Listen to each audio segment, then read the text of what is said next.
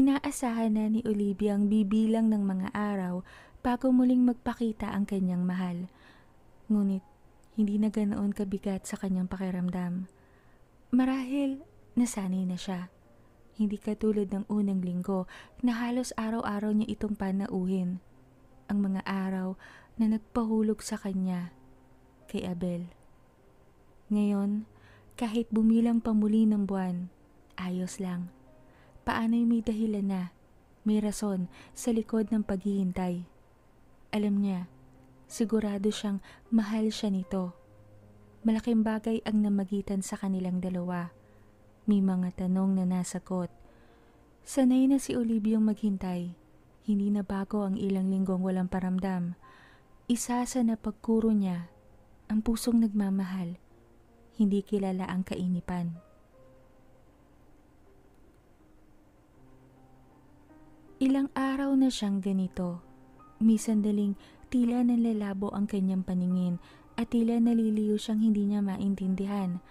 Pagkamat saglit lamang, nakakaabala yon sa kanyang trabaho.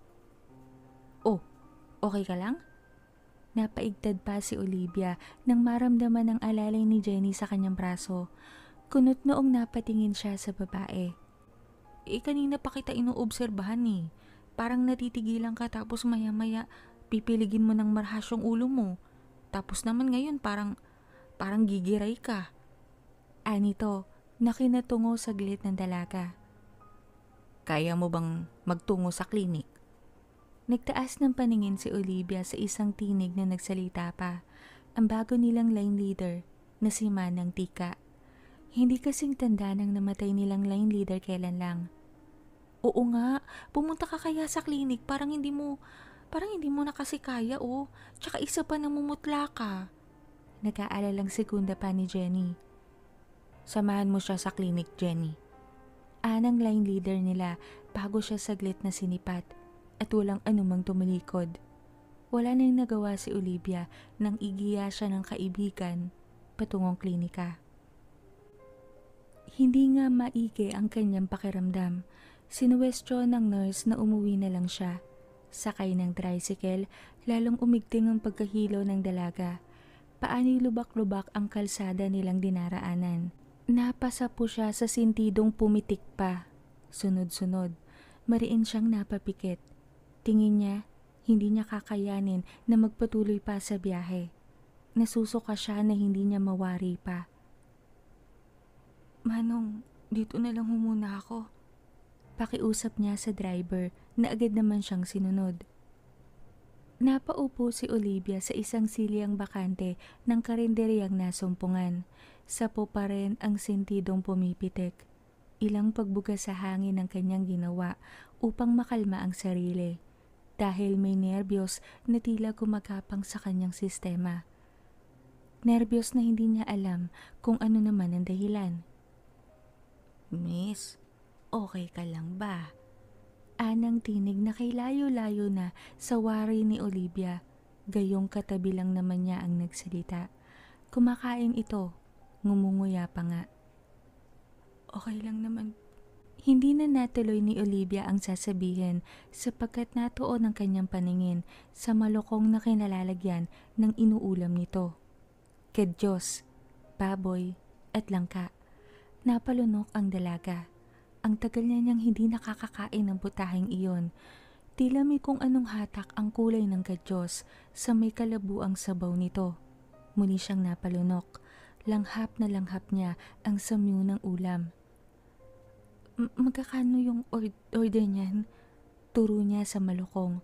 Agad kinapa sa shoulder bag ang pitaka. Naku miss, hindi ako nagtinda niyan. Sadyang luto ko lang ngayon. Na-miss ko kasing mag-KBL. Sagot naman nito na kinakunot ng noo ng dalaga. Wala na akong tira ha? Kahit kunti lang.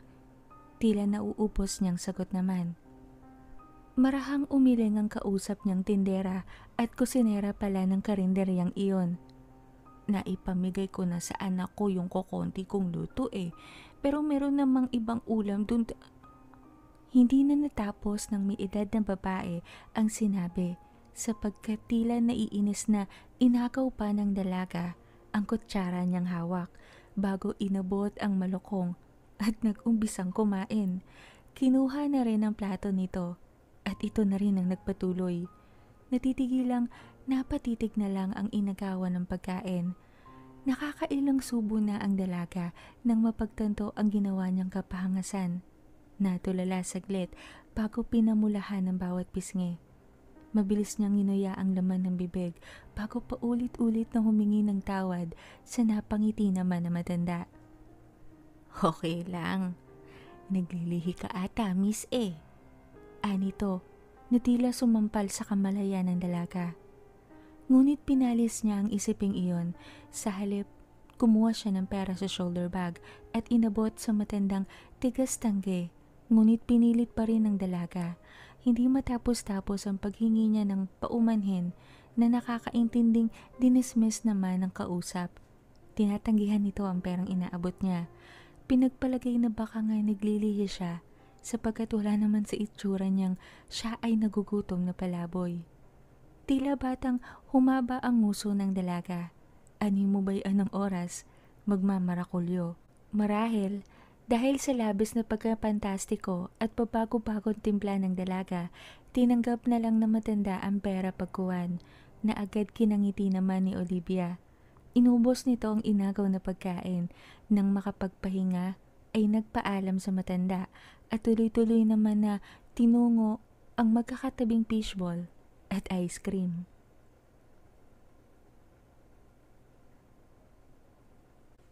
Naiiling na sumulyap ang tricycle driver sa dalagang sinasawsaw ang fishball sa natunaw na sorbetes. Inalok pa nga siya nito ng ilang ulit, ngunit magalang namang tumatanggi ang lalaking driver. Inabutan siya ng 100 piso na hindi na kinuha ang sukli nang tuluyang maihatid sa pinaka-gate ng kanyang bahay. Nang makapasok sa loob, sakalang pinayagan ni Olivia ang sariling mag-isip.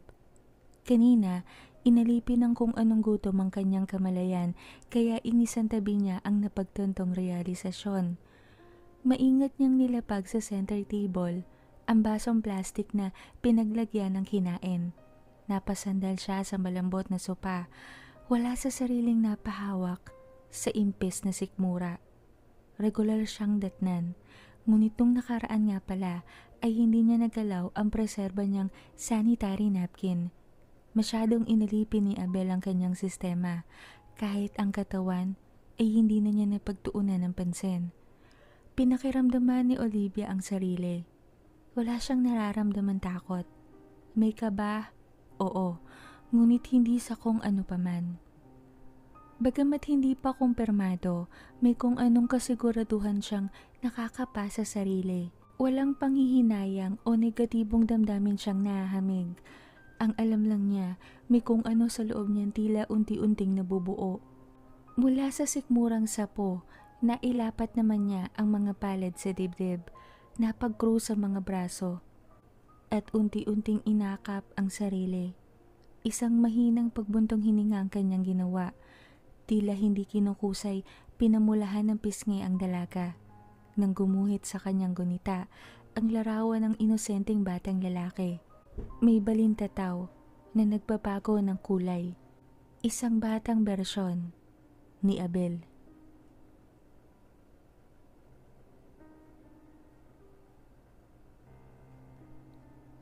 Hindi siya pumasok kinaumagahan. Mabigat ang loob niyang mag-asikaso.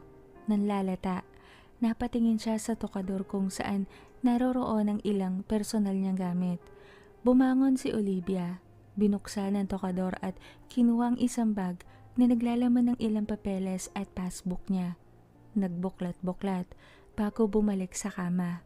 Sumandal sa headboard at sa bukas na bintana na patitig. Hindi naman siya maluho. Ang naipon niya bago umuwi galing abroad ay intact pa rin. Nadagdagan pa nga dahil nagtrabaho siya. Kasino lamang ang singil sa kuryente. Sa tubig, hindi naman siya ganun kalakas kumain. Kung magtatanim-tanim siya sa likod bahay niya, pandagdag rin iyon kung sakali. Mag-alaga kaya siya ng ilang manok. Mainam ang sariwang itlog sa umaga. Binuksan niya ang cellphone. Ginamit ang calculator at nagtuos ng ilang numero. Kung hindi magiging sensitibo ang pagbubuntis niya, kakayanin ng perang hawak niya ang gastos. Natatawa ng mahina ang dalaga sa mga naiisip. Hindi pa man siya sigurado, ay tila nasasabik na siya na hindi niya malaman. May kukunin pa sana siya sa loob ng bag nang agawin ang kanyang atensyon ng sunod-sunod na pagtunog ng kanyang doorbell. Kunot noong napatayo siya sa kama at sumilip sa bintana. Si Aling Tonet ang nakatayo sa harapan ng kanyang gate, nakatingala sa kanya. May hawak na bayong ang matanda. Dali-dali siyang bumaba.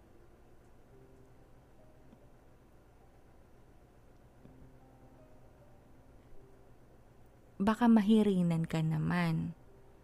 Anang may edad na babae habang pinapanood si Oliviang kumakain ng dala niyang ulam. Nagpaluto ng dinakdakan ng dalaga. Pinasamahan ng mainit na kanin. Nakiusap sapagkat wala na daw itong panahong magluto. Paano'y laging pagod sa trabaho. Yung mga lutong ulam po kasi sa pabrika hindi masarap. Laging matamis ang lasa, mapa-adobo o curry. Tapos hindi nawawala yung adobo. Ang tagal pa mawala sa panlasa ko. May pagsusumbong na sabi ni Olivia sa natawang si Aling Tonet. Paano? Para hindi masira agad. Buti nga at hindi ka napupunta sa panggabi. Balita ko, nagdagdag na ng tao at bagong shift ang pabrika. May bago atang kontrata na tinanggap kaya ayun, nagpapahiring pa. May ilang kapitbahay kasi akong panggabi na raw. Kwento ni Aling Tonet sa napatangong si Olivia. Ang alam niya, sa susunod na buwan nga ay magpapanggabi sila. 3 ang malalaking pangalan ng apparel na kumontrata sa kanilang pabrika ngayon, kaya lalong nagdagdag ng tao. Hindi ka pumasok ngayon? Tanong pa ng matanda, bahagyang umiling ang dalagang kumakain. Ang totoo, pag nasigurado niyang may laman ang kanyang tiyan, titigil muna siya sa pagtatrabaho. Gusto niyang alagaan ng batang ito. Maigi na lang talaga, may naipon siyang malaki-laki. Hinatid niya sa gate ang matanda matapos ang ilang oras na paghuhuntahan. Inabutan niya ito ng pera matapos magbili ng panibagong lutong nais matikman bukas. Bagamat saglit lumarawan ng pagtataka sa mukha ni Aling Tonet, maagap na pinalis iyon ng matanda. Ano't anuman, hindi niya saklaw ang ilang personal na bagay tungkol kay Olivia. Lumipas pa ang ilang araw. Hindi na siya pumasok pa sa trabaho. Paano'y may mga araw na mabigat ang kanyang pakiramdam. Tamad na tamad siya. At isa sa mga prutas na laging niyang kinakain, ang presa. Maigi na lang talaga kahit paano pag hindi available si Aling Tonet, napapakiusapan niya ang anak nito na bumili sa bayan kapag siya ay tinatamad lumabas. Kapag naman siya ay sinisipag, pinagyayaman niya ang munting espasyo sa likod ng kanyang bahay. Nagtatanim siya ng ilang gulay na madaling tumubo. Mag-iisang buwan nang hindi nagpapakita si Abel. Bagamat maigting pa rin ang pangungilila para sa lalaki, alam niyang babawi ito pag muling bumalik. Isa pa'y may nais siyang kumpirmahin at ito ang nais niyang magpatotoo. Nadagdagan ng pananabik ang pangungulila.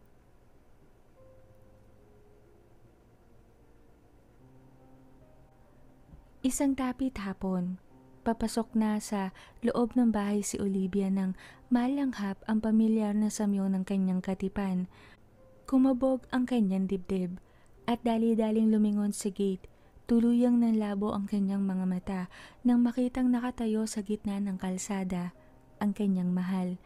Animo ba'y natuod ang lalaki na tuwid sa kanyang nakatitig?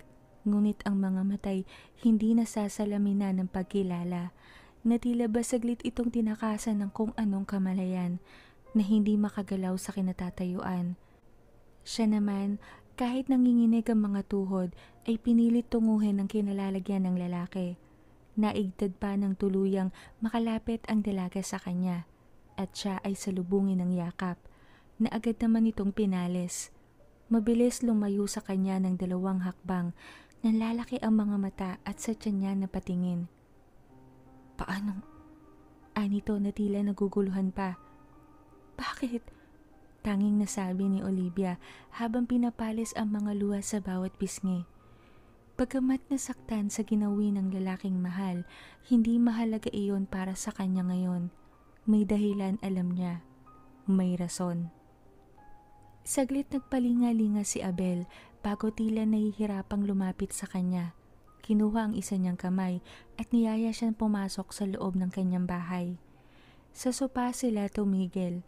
Pinaupo siya ni Abel ngunit hindi nito binitawan ang kanyang mga kamay. Kusang sumunod sa kanya. Sa magkasalikop nilang kamay napatingin si Olivia habang ang lalaki naman ay tila napatitig saglit sa kawalan. Halatang may iniisip ito, sanhi upang manahimik. Hindi siya nagsalita, dinamnam niya ang bawat sandali. Maya-maya pa'y tila natauhan na si Abel. Naramdaman niyang kumilos ito. Tumingala siya upang salubungin ang balintataw nitong nagbabago ng kulay. Lumarawan na sa wakas ang pag-ibig roon, ang pagkamis nito sa kanya, ngunit hindi nito nagawang magsalita pa. Sa halip, dinala ni Abel ang salikop na kamay niya at dinantay sa pisngi nito, bago mariing napapikit. Sinandig niya ang katawan sa balikat ng lalaki. Kusang gumalaw ang isang kamay nito at siya ay kinabig. Patawarin mo ko. Hindi ko lang akalaing ikaw yung naaamoy ko nung maglakad ako patungo rito. Tila nahihiyang sabi nito na kinalunok ni Olivia. Anong ibig mong sabihin? Mahinang bulong naman ng dalaga bagamat may sapantahan na siya sa nais nitong ipakahulugan. Isang munting buhay, unti-unting lumalakas sa loob ng iyong sinapupunan. Anito naman na kinalunok ng dalaga. Kung ganun, tama pala yung sapantaha ko. Buntis ako. Hindi pa kasi ako nagpapacheck. Nitigil ang sasabihin ni Olivia nang siniil siya bigla ng halik ni Abel. Otomatikong pumulupot ang kanyang mga braso sa leeg nito. Lalo niyang nilapit ang sarili sa mahal. Nagsalo sila sa matagal at masuyong halik. Walang pagmamadali, ninanamnam ang bawat sandali. Ang dalaga ang unang sumuko lang dahil tila siya kinakapos ng hininga. Bahagyang hinarap siya ng lalaki nang siya ay sumandal. Pinatong naman niya ang mga hita sa hita nito. Umusod palalo upang madikit kay Abel. Sa kabila ng halo-halong emosyong nasasalamin sa mukha ng kanyang mahal, ang larawan ng siphayo ang kinakabigat ng kanyang dibdib kapag nababasa niya ito sa mukha ni Abel. Alam niyang maraming kataga ang nais ipakahulugan ng damdaming iyon, ngunit upang hindi na lalong maging komplikado ang lahat, pinipiling palisin na lang. Ilang pagbugas sa hangin ang pinakawalan pa ni Abel bago ang siphayo ay napalitan naman ng kagalakan ng hindi maisatinig na kaligayahan. Bahagyang nagliwanag pa nga ang magandang mukha ng lalaki. Nahawa siya, kaya maging siya ay napangiti. Nilaro-laro nito ang mga daliri niyang nakahawak kamay pa rin bago nag-umpisang magsalita.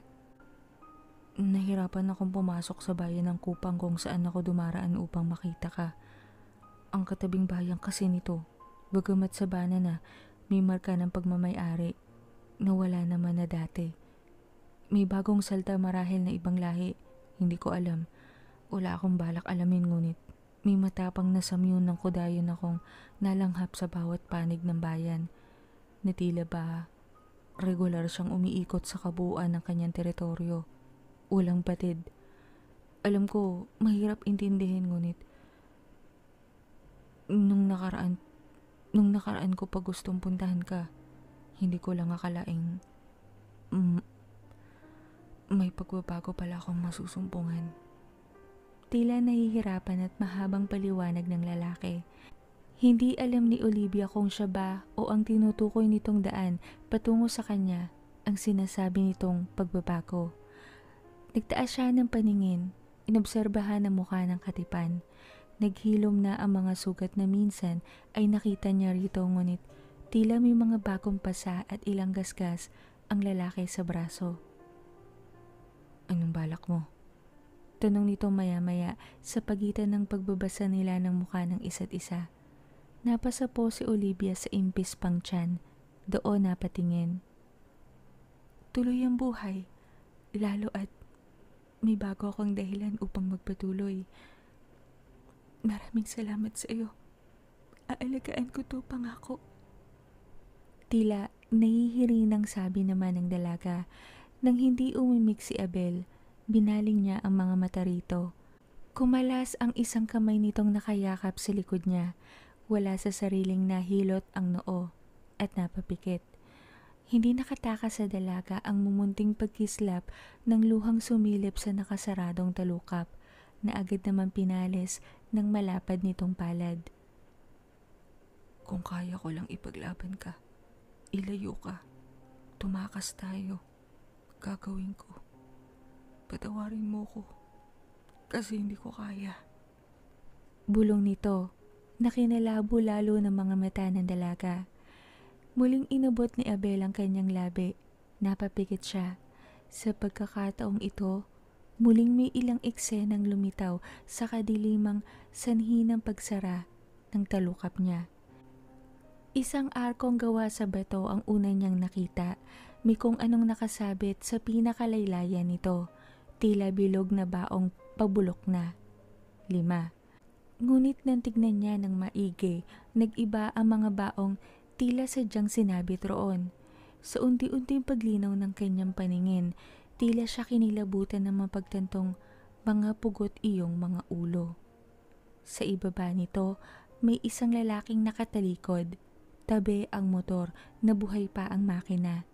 Mula sa loob ng arko, isang babae ang tumatakbong lumapit. Manipis na kamison ang suot, nakayapak, at ang makapal at along-along buhok ay tila sinasayaw ng hangin.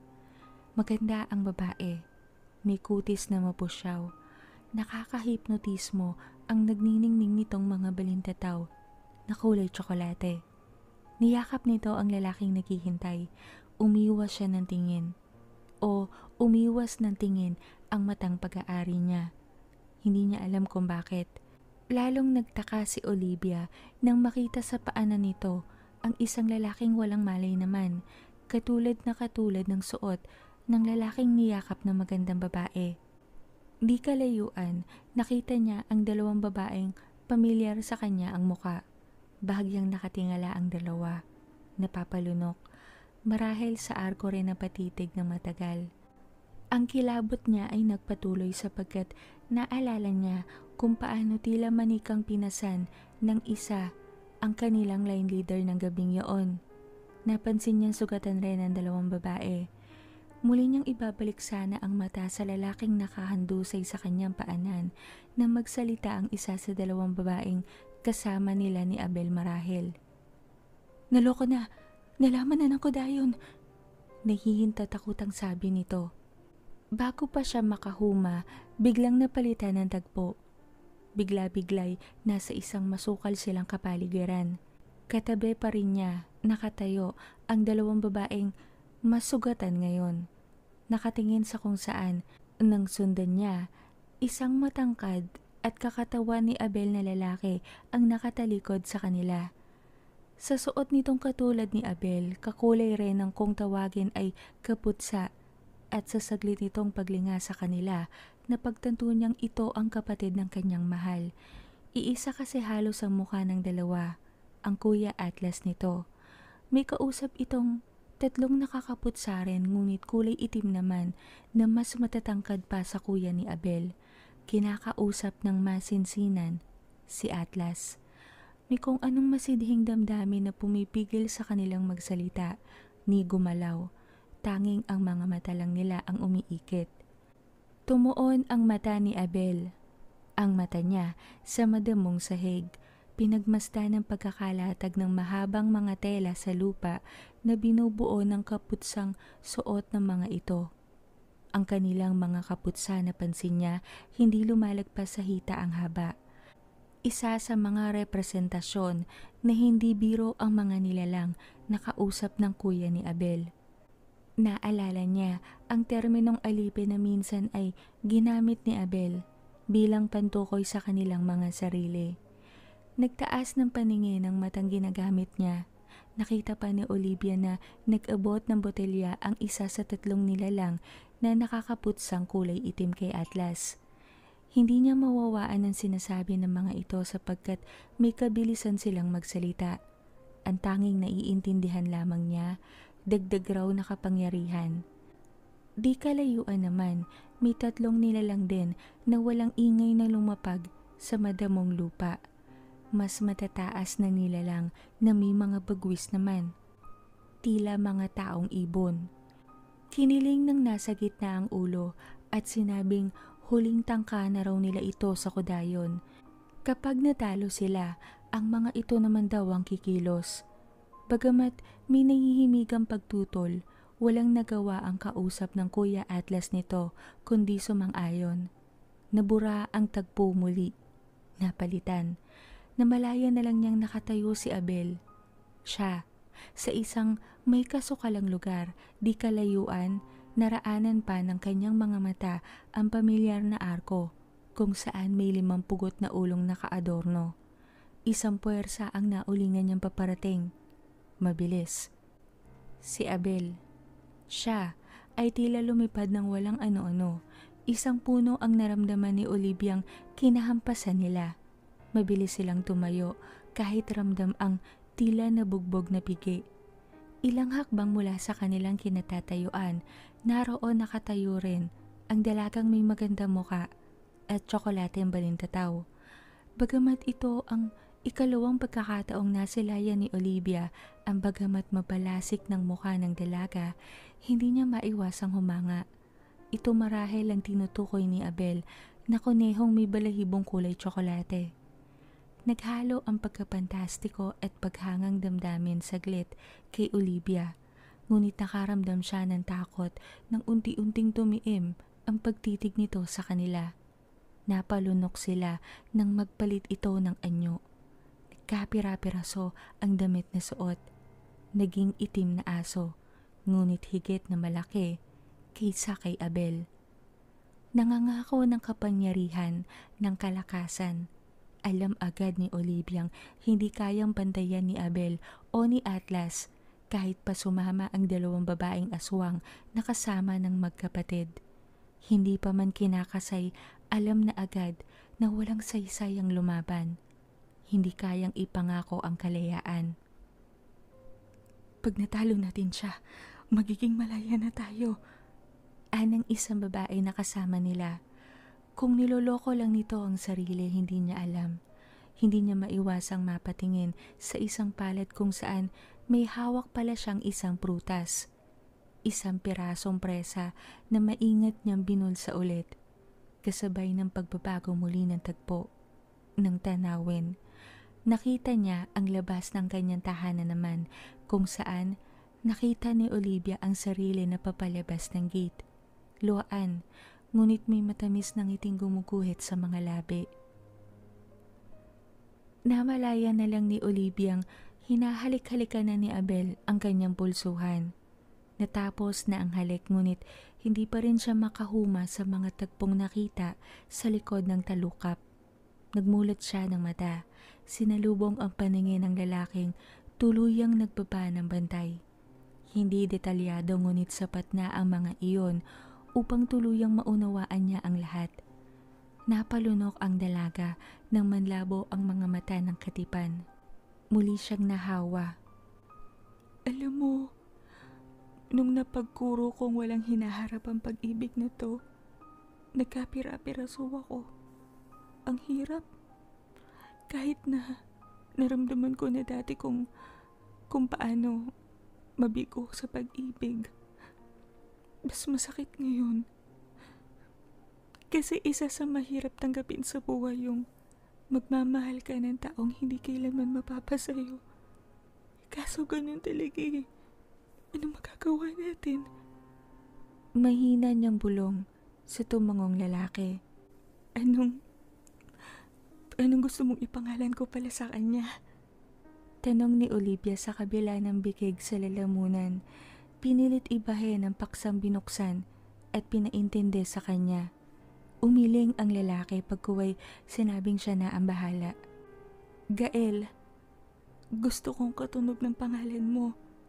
Muling bulong ng dalaga sa napangiting katipan. Magandang pangalan para sa isang batang lalaki. Mahina nitong sabi naman. Saglit na patigil si Olivia. Alam mo na agad na lalaki siya. Lumuwag ang pagkakangiti naman ni Abel. Ang mga puros, may kakayahang makasilip sa hinaharap. Halong lahi kami ni Kuya Abel ng puros at biyehas. May mumunting kakayahan kaming nakuha sa dalawang lahing nabanggit ngunit hindi kasing lakas ng kabuo ang kakayahan talaga. Kanina habang pinagmamasdan kitang papalapit sa akin, saglit kong nasilip ang hinaharap. Karga mo siya. Isang batang lalaking nasa 5 taong gulang. Nakuha ang mga mata ko. Singkitin din. Nakuha ang hugis ng puso mong muka. Malambot na labi. Mahabang sabi ni Abel sa tuluyang napahagulgol na dalaga. Nagyakap sila na matagal. Kinukonsola ang isa't isa. Sinasamantala ang kakaprangkot na sandaling ibinigay sa kanila.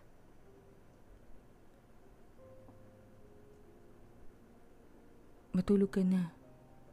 Mahinang utos ni Abel sa umiling na dalaga. Maraming oras para matulog kapag umalis ka na. Sa ngayon, hindi siguro muna. Sagot ni Olivia matapos sapuhin ng tiyan. Kapwa sila napangiti nang kumalam iyon. Napipilitang bumangon ng dalaga sa pagkakaunan sa hita ng nobyo. Tinungo ang rep at nagkalungkat na makakain. Saglit niyang nilinga ang lalaking tumayo sa pagkakaupo at nilapitan siya. Tinanong kung may gusto ba itong inumin o anuman. Tumanggi si Abel. Lumapit sa dining table na malapit sa kinalalagyan ng dalaga. Umupo ang lalaki sa isa sa mga silyang bakante. Matulog ka pagkatapos mong kumain. Aalis ako saglit. May kukunin lamang ako. Paalam ng lalaki na kinatigil ni Olivia sa pagkakatalungko. Hawak ang may kalakihang malokong ng tsampuradong hindi naubos nung nakaraang gabi. Walang anumang naglakad ang dalaga patungo sa katipan. Maingat na nilapag sa hapag ang hawak. Mapanghahawakan ko ba ang pangako mong babalik ka? Bulong ng dalaga na kinatango ng sunod-sunod ng lalaki. Oo, babalik ako agad. May kukunin lang ako. Mahalaga yun para sa'yo. Anito naman na hindi na kinaimik ni Olivia pa. Nag-umpisa siyang kumain. Masuyo naman siyang pinanood ng katipan.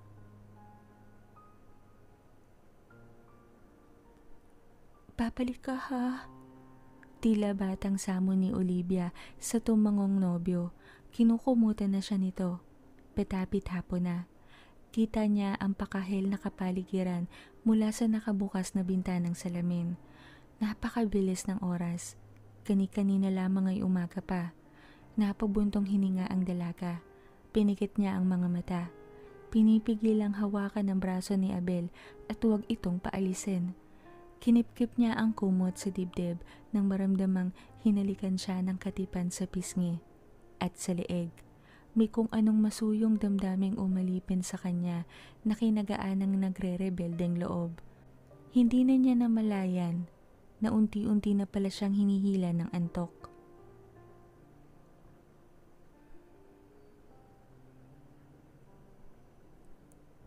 Napabalikwa si Olivia mula sa mahimbing na pagkakatulog. Kunot noong napatingin siya sa orasang pandingding. Mag-aalas 8 na ng gabi. Sarado na ang bintanang salamin ngunit kita niya ang madilim na langit. Ilang oras rin pala siyang nakaidlip. Hindi bumalik si Abel. Mabigat ang katawang bumangon ang dalaga mula sa pagkakahiga. Saglit nag-inat-inat. Binaba ang nakataling kortina upang tuluyang matakpan ang bintanang salamin. Bukas ang munting ilawan niya sa side table. Si Abel ang may gawa. Dahilan upang hindi siya salubungin ng kadiliman. Iniwan niya ang munting liwanag, lumabas ng kwarto, at binuksan ang pangkalahatang fluorescent sa salas. Kumalam muli ang kanyang sikmura kaya tinungo niya ang rep. Kumuha ng ilang pirasong itlog, butter, cheddar cheese, at mayonnaise. Sinilip ang rice cooker kung may kaning panglaman. Ininit iyon bago tumungo sa munting kusina. Nagluto ng omelette. Naguhugas na ng pinagkanan si Olivia na matigilan. Paano'y nalanghap niya ang samyo ni Abel muli. Agad niyang tinigil ang ginagawa at dali-daling tinungo ang pinto. Binuksan niya ang ilaw sa labas ng kanyang tahanan bago pinihit ang seradura. Naabutan niyang patungo naman si Abel sa gate. Tila may kung anong mabigat sa kanyang katawang nawala. Inunahan niyang buksan ang gate. Yakap at halik ang sinalubong sa kanyang katipan. "Akala ko hindi ka nang papalik." Aniya na akmang hahatakin papasok ang lalaki ngunit maagap itong nagsabing hintay lamang. Sakalang napansin ni Oliviang may dala itong basket ng prutas. Sa isang balikat, may tila traveling bag na nakasukbit roon. Takang napalayo siya saglit sa nobyo. Maingat naman na nilapag ni Abel sa lupa ang basket at ang bag na dala. Tumingin sa bukana ng kakahuyan. "Kuya." Mahina nitong tawag. Napalunok si Olivia nang makitang lumabas mula sa kadiliman ang isang lalaking may matipunong katawan. Kamukha ni Abel, mas matangkad lamang ito at mas mahaba ang buhok. Naramdaman ng dalaga ang masuyong pagkabig sa kanya ng nobyo. Nang tuluyang makalapit sa kanila ang kapatid nito, tila gigiray ang kanyang mga tuhod sa halo-halong emosyon. Bakit ba sa pakiwari niya may kung anong mabigat na magaganap? Hindi pa nakatulong ang pagbikig ng kung ano sa kanyang lalamunan. "Olivia, pinapakilala ko sa iyo ang kuya ko, si Atlas." Mahinang sabi pa ni Abel na saglit kinatingala ng dalaga sa katipan. "Kinagagala kitang makilala, Olivia." Anito naman na binalik ni Olivia ang paningin sa mas matangkad na lalaki. Pagkuway nilahad ni Atlas ang kamay sa direksyon ng dalaga na maagap naman itong tinanggap. Ang simpleng pagdadaop ng palad ay natuloy sa masuyong pagkabig sa kanya ng lalaki. Inakap siya ng mahigpit, ngunit saglit lamang. Nalanghap niya ang samyo ng kanela at banilya lalo. Iisa ang samyo ng magkapatid. "Tara, pasok tayo sa loob," ani Olivia habang pinapares ang mga luhang nais magbadya na gumuhit sa pisngi. Saglit nagkatinginan ng magkapatid, ngunit hindi naman siya binigo ng dalawa. Isang oras na namalagi ang kuya ni Abel sa kanyang tahanan. Sa iilang beses na nasilayan ni Oliviang nakangiti si Abel, muli niyang nasilayan ang katipang tila walang iniintinding mahalaga. Magaan ang bawat sandaling lumipas. Magalang na nagpaalam si Atlas maya-maya. Muling inabot nito ang kanyang kamay at bahagyang pinisil. Na tila ba kay raming nais sabihin ngunit walang kakayahang bigkasin sa kanyang harapan. "Mag-ingat ka lagi. Ang sarili mo'y huwag mong pababayaan. Pakaingatan mo ang pamangkin ko." Anito pa, bago tinungo ang pintuan. Inaasahan ni Oliviang susunod sa pagtayo si Abel, ngunit hindi ito sumunod. "Magpapalipas ako rito ng gabi." Anang lalaki na kinalunod ng puso ng dalaga sa galak. Tila ba ramdam nila ang napipintong paghihiwalay, binigyan ng laya ng dalawang isa't isa. Bawat halik, bawat yakap, bawat salita o katagang nais marinig binibigkas. Uminit ang silid, naging mapusok ang gabi. Umilap ang idlip. Tila ba hinahabol ang bawat sandaling dumaraan. Madaling araw na nang magbangon si Abel mula sa pagkakasandig sa headboard. Kinumutan siya. Nakapikit ang kanyang mga talukap ngunit bahagya siyang humihingal sa kakatapos lamang na pagniniig. May kung anong kinuha ito sa pantalong nasa sahig pagkuway muling umupo sa kama at hinaplos ang mukha ng dalaga. Dumilat si Olivia at unti-unting bumangon, sinandig ang sarili sa headboard. Tinakip ang kumot sa hubad na katawan. Saglit siyang siniil ng halik ni Abel. bago kinuha ang isang kamay niya at sinuot sa kanyang palasingsingan ang isang may kakapalang singsing. Nang sipati ni Olivia, napangiti siya sa disenyo. May maliliit na presang kasing lalaki ng buto ng paminta, pinagdikit-dikit upang maging singsing. Ang mumunting tuldok sa bawat katawan ng presang siyang buto ay kumikinang, maliliit na brilyantitos. Nang paikuti ng marahan ni Olivia ang singsing sa daliri upang sipatin ang kabuuan, naramdaman niyang tila may magaspang na kung ano siyang napansin. Na kuryoso, hinubad niya ang singsing upang masumpungan sa loob ang nakaukit ng mga kataga. Nanlabo ang kanyang mga mata nang basahin iyon. Sa maiksi, ngunit wagas natin pag-ibig, Abel. Napatingala siya sa lalaking larawan ng sipayo ang mga mata. Sinapo nito ang kanyang pisngi at muli siyang siniil ng halik.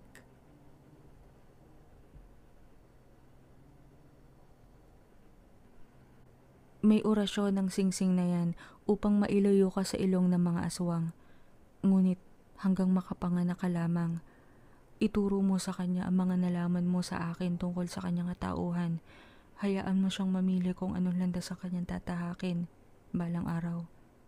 Ilan sa mga paalala ni Abel habang nakatayo sila sa tapat ng kanyang pintuan. Umaga na, tumataas na ang sikat ng araw. Sunod-sunod na tango ang sinagot ni Olivia. Bagamat pigil ang bibig na humagulkol, panay landas ng luha sa bawat pisngi. Mahal na mahal kita, Olivia. Pahuling sabi ni Abel bago muli siyang inakap at siniil ng halik.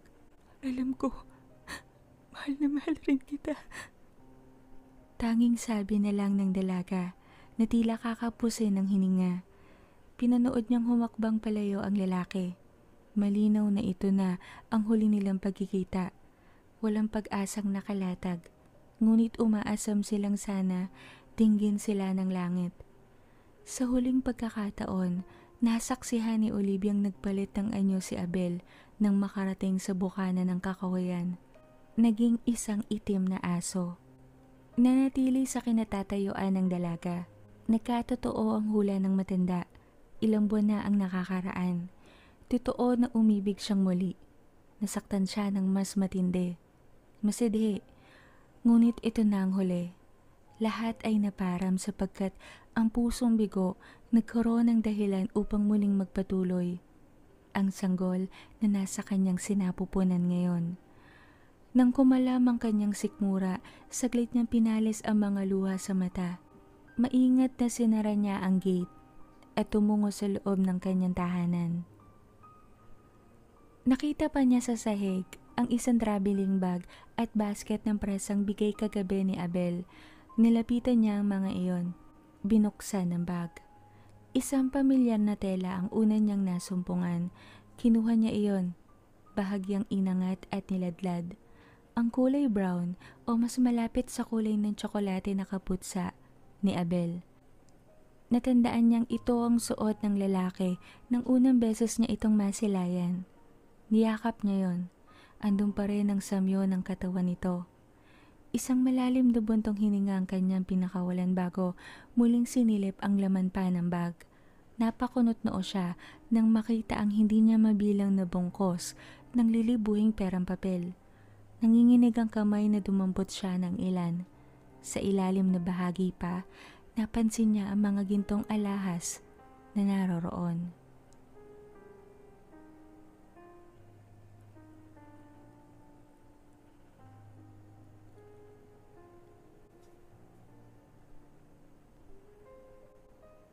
Mula sa telang hawak, napalinga si Olivia sa pintong bumukas. Paano'y otomatikong tumunog ang maliit na bell na nakatali roon. Agad umaliwalas ang mukha ng babae nang pumasok ang binatang yakap ang malaking parcel na kulay dilaw kung saan laman ang telang in-order niya online. Binaba nito ang dala sa malapad na lamesang kahoy. Napangiti si Aling Tonet na naglalagay ng sinulid sa makinang gamit sa pananahi. Kagwapo naman ng delivery boy na iyan. Nagmerienda ka na ba? Kumuha ka ng Mountain Dew dun sa rep, ako nang magbabayad. Kindat nito sa napangiting binata. Sorry nak, sa bahay ko pala in-address yan. Salamat sa pagdala rito. Malambing niyang segunda rin sa hindi naman umimik na binata.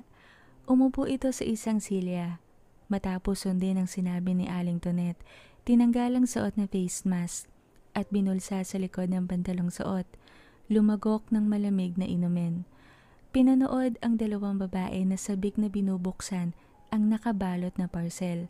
Saglit gumala ang mata ng binata sa kabuuan ng maliit ngunit mabenta nilang RTW at sewing shop. Ang sabi ng kanyang inay, noon pa ay pangarap na nitong magtahi-tahi. Pagkapanganak sa kanya, matapos ang ilang taon, ay unti-unting nagkaroon ng katuparan iyon. Simpleng nilinga niya ang dalawang mananahing tahimik na gumagawa sa kanang bahagi ng shop.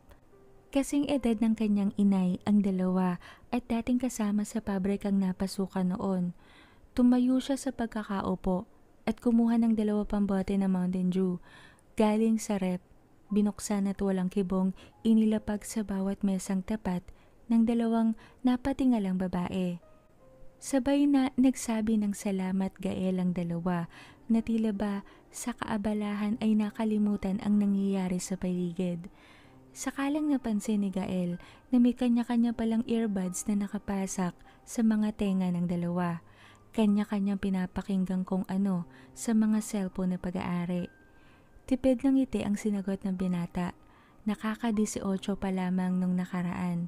Sa 2 babaeng muling nagbalik ng atensyon sa mga tinatahing pang-itaas.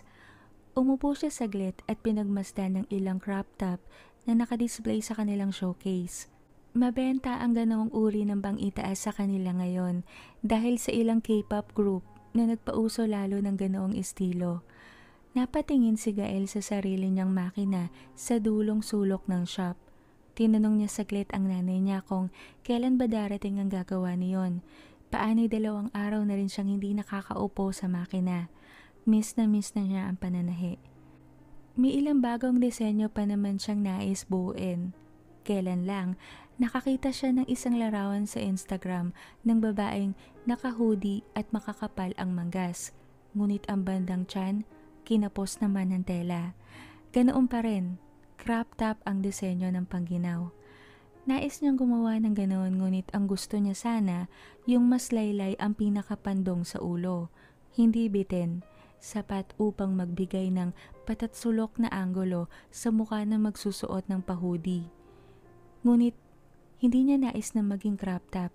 Sa halip, nais niyang maging tila ordinaryong panlamig lamang, ngunit lalagyan niya ng detalyeng embroidery sa pinaka-hoodie naman. Baybayin ang iniisip niyang ilagay. Subok lamang, titignan niya kung papatok lalo at magpapasko na. Malamig na rin ang simoy ng hangin. Nak, ibibili na lang kita ng bagong makina ha. Sabi outdated na raw yung mga pyesa niyan. Walang choice eh. Pero paparating na yun, naka-order na ako. Napalinga naman si Gael sa nanay niyang hawak pa rin ang telang dala niya. Tumango lamang ang binata. Sandaling nagbukas ng cellphone at nag-check kung may upload na ang isang channel ng horror narration na matagal na niyang sinusundan mula nang mag-upload ito ng pandemic. May katamaran mag-upload ang may-ari ng channel. Maswerte na ang lingguhan. Ang laging depensa nito, busy sa trabaho at libangan lang talaga ang sumulat at magsalaysay ng sariling akda. Hindi siya naniniwala ron. Tamad iyon, sigurado siya. Oo nga't naiintindihan din naman niya na hindi biro ang magsulat at mag-record ngunit sana naman dalas-dalasan nito ang pag-upload. Ang mga istorya kasing gawa nito ang isa sa mga libangan niya kapag siya ay nananahi at abala sa kanilang shop. Nadidismayang binalik niya ang phone na 13% na lang ang battery percentage sa bulsa ng pantalong suot nang masilip na wala na naman itong upload ngayon. Pagkuway kinuha niya muli ang face mask, sinuot, matapos magpaalam sa nanay niyang uuwi muna siya sa kanilang bahay. Sinabing tatapusin ang naiwang labahin na niload na sa washing machine. Kaya lang naman siya tumungo sa shop ay dahil nga sa parcel ng nanay niyang dumating. Alam niyang nung nakaraan pa naghihintay ang nanay niya sa order na iyon. Anong balak ni Gael? Gagraduate na siya sa senior high sa susunod na buwan, hindi ba?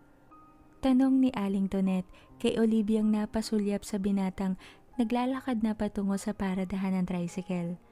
Mula sa salaming pinto, kung saan tanaw nila ang mga taong paroon at parito, pinaling ni Olivia ang mata sa matandang hindi na iba sa kanilang mag-ina. Ito ang naging kasakasama niya nung nagbuntis siya at pinanganak si Gael. Hanggang ngayon, tumayo itong nanay niya at lola naman ni Gael sa loob ng halos 18 taon niya sa San Fernando. Ang alam ko ho, minsan nasabi niya kukuha raw siya ng passion course pero hindi raw muna ngayong taon. Magpapahinga raw muna siya, mga 1 taon din, tapos dito daw muna siya sa shop magpo-focus. Lahad ni Olivia sa tumangong matanda. Wala pa rin bang natitipuhang dalaga iyan? Abay 18 na, wala pa rin pinapakilala sa iyong katipan? Tanong pa ni Aling Tonet. Marahang umiling si Olivia. Minsan na pag-usapan nila ang bagay na yon, tanging kibit lang ang sinagot ng kanyang nag-iisang anak. Nangahas siyang magtanong na baka naman hindi babae ang hanap nito. Baka nahihiya lamang. Ang kanyang depensa naman nang kumunot ang noo ng kanyang anak. Wala namang masama kung sakali at tanggap nito ang binata ano't anuman. Ngunit tumawa lang si Gael. Sinabing wala talaga itong nakukursondahan pa sa ngayon. Hindi na niya kinulit pa ang anak. Paano may ugali itong hindi pala salita? At kapag hindi komportable sa paksa ay lalong nananahimik. May mga barkada o matalik na kaibigan naman kahit paano si Gael. Ngunit pili lamang. 2 lalaking ang isa ay nagtatrabaho sa isang fast food chain. May asawa na't anak. Maagang nagpamilya. Ang isa naman ay breadwinner at nagtatrabaho sa isang BPO company. May fiancé, tanging ang anak niya lang ang single. Sa panahong mabilis mag-mature ang mga kabataan, marahil dahil na rin sa kamodernohan ng panahon, lalo na at sa tulong pa ng social media, bahagyang nag-alala si Olivia sa anak na tila parang napapag-iwanan ng kaedad nitong maraming opinyon madalas sa mundo at sa buhay. Parang kakaiba kasi si Gael. Parang ang isip nito at pananaw minsan, hindi tulad sa mga kaedad nitong kalahati ng araw-araw ay nakatutok sa cellphone. Hindi rin mahilig sa mga online games. May social life, ngunit pilitan pa. Kung hindi mayaya ng 2 kaibigan, wala. Minsan naiisip ni Olivia ang mundong pinanggalingan ni Abel, ang Aranya.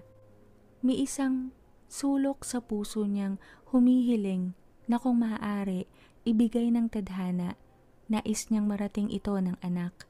Baka kasi doon, mas makilala nito ang sarili o mas mapagtanto kung ano ang gusto o balakin sa hinaharap. Binabantayan niya rin ang anak kung may napapansin ba ito sa sarili na pagbabago o di kaya ay may kakaibang nararamdaman sa katawan. Hindi niya nilihim rito ang lahi at katauhang pinagmulan. Marahil isa iyon sa mga humubog ng pananaw ni Gael, kaya naging kakaibang anak niya kaysa sa ibang Gen Z na kaedad nito. Oo, natulala ka na dyan. Agaw ni Aling Tonet kay Oliviang natigilan saglit. Pinalis niya ang mga isipin. Alam niya kung sakali, hindi naman siya paglilihiman ng anak. Malalim ang samahan nilang mag-ina.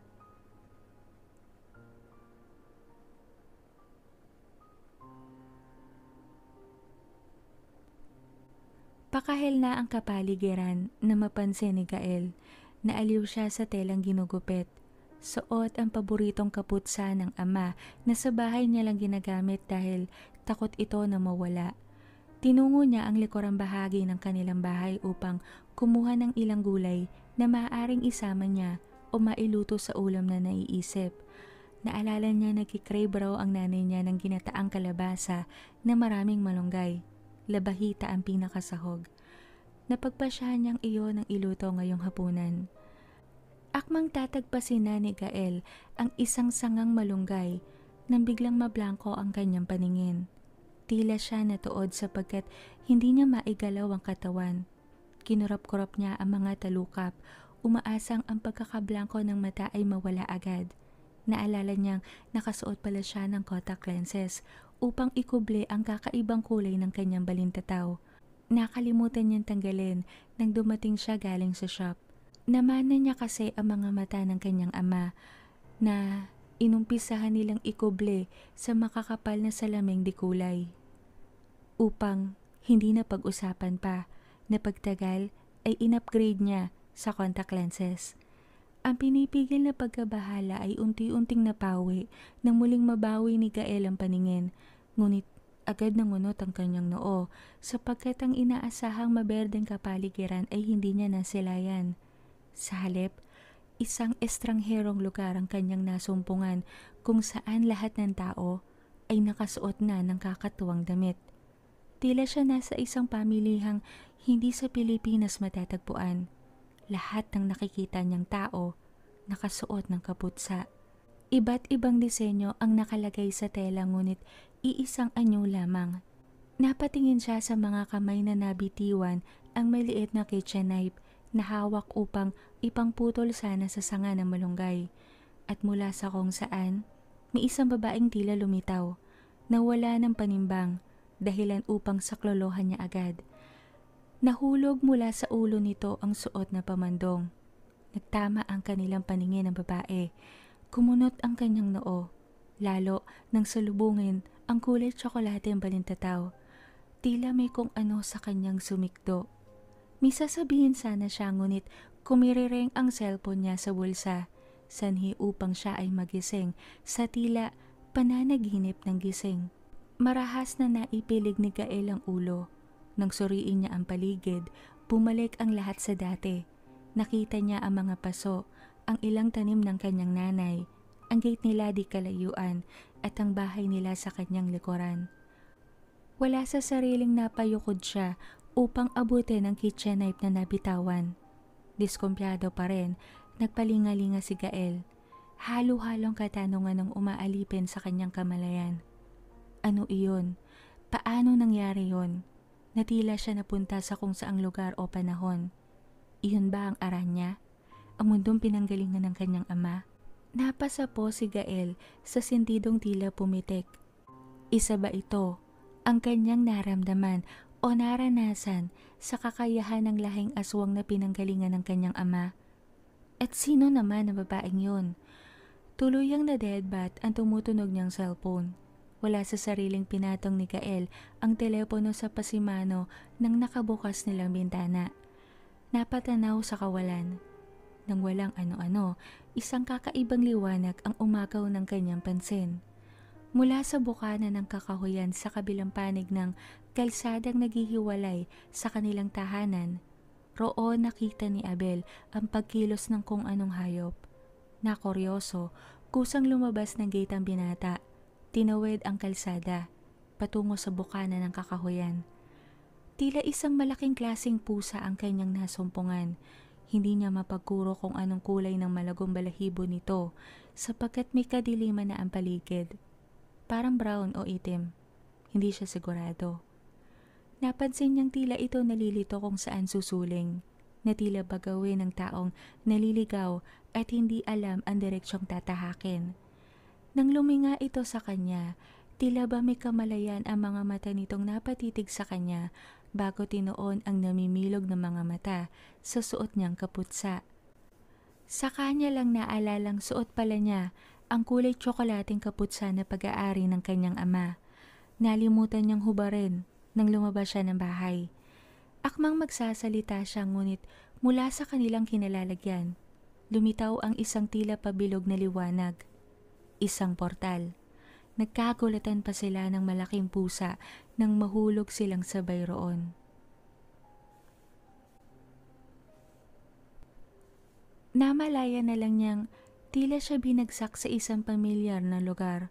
Agad niyang nahamig ang panimbang at tumayo. Pamilyar nga, ang tagpong saglit niyang nasilip kanina sa likod bahay nila, nang mablangko ang kanyang paningin saglit. Bagamat may ilang tao ang nagulat sa bigla-bigla niyang paglitaw sa gitna ng pamilihang iyon, Ngunit marahil sa dami ng nagsisiksikan at mga namimili sa paligid, hindi na lang siya inintindi ng ilang nakapansin sa kanya at nagulat. Nakita pa niya ang malaking klaseng pusa na tumataas-taas ang nguso. Ani mo ba'y may hinahanap o inaamoy sa paligid? Lutang ang kamalayan, ngunit alam niyang may mangyayaring nasilayan na niya muli. Agad siyang napabaling sa kaliwang dako ng kanyang kinatatayuan. At tulad ng inaasahan, may isang babae ang lumitaw din mula kung saan. Sa pagkakataong ito, nakita niya ang dahilan ng pagkawala nito ng panimbang. Isang taling puti na hindi niya malaman kung saan ang puno at dulo. Iyon ang pumatid sa dalaga. Nagtaas ito ng muka nang mapakapit sa braso niya at tuluyang maalalayan upang makatayo ito na maayos. Bumagsak ang suot nitong pamandong. Kumawala ang ilang makapal na bahagi ng buhok nitong alon-alon at nasumpungan niya sa ikalawang pagkakataon ang kulay ng balintataw nito. Malapit sa kulay ng kaputsa niyang suot, tsokolate. Nakakamaraho yung kulay ng tsokolateng balintataw. Napalunok siya nang mula sa mga mata nito ay kusang bumaba ang kanyang paningin sa labi nitong kasimpula ng makopa. May kung ano sa kanyang tila sumikdo. Ang pagkakakunot ng kanyang noo ang tanging naging reaksyon niya. Hindi niya mahamig ang dila upang magsalita o may sabihin kahit ano. Tila ganun din ang damdaming nahagip niya sa magandang dalaga. Tila ito, minumukaan siya na hindi niya mawari. Na tila pamilyar siya rito, hindi lang nito maalala kung saan at paano. Siya, sigurado siya sa sariling nakita na niya ito kanina, sa isang tila premonisyong kakayahang nangyari sa kanya. Hinaharap ba yon? Hindi niya sigurado. Pinalik ng dalaga ang pamandong sa ulo at muling kinuble ang kalahati ng muka. Salamat sa pag-alalay, tangi nitong sabi na kinalakas ng kabog ng kanyang dibdib. Gusto ni Gael na sampalin ang sarili sapagkat hindi pa rin niya mahamig ang dila. Wala siyang masabi. Ang pagkakatitig sa kanya ng dalaga ay naputol nang may kung ano o sinong umagaw ng pansin nito mula sa kanya. Nang mag-umpisa itong maglakad palayo, alam nilang dalawa na may kung anong bagay o damdaming hindi nila kayang bigyan ng pangalan o kasiguraduhan, ngunit naging dahilan naman upang lingunin siya ng dalaga ng ilang beses pa. At siya, hindi maputol ang pagkakatitig naman niya rito. Isang matangkad na lalaki ang sumulubong sa dalagang kanyang pinagmamasdan. Narinig niyang nagtanong ito. Sumagot naman ang dalaga, larawan ng pagtataka at kuryoso ang magandang muka.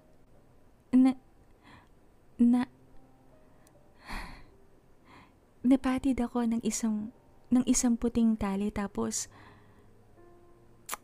parang may nakita akong pamilyar na muka, pero hindi ko malaman kung saan ko siya huling nakita. Ngunit hindi na importante yon. Saan na nga pala tayo?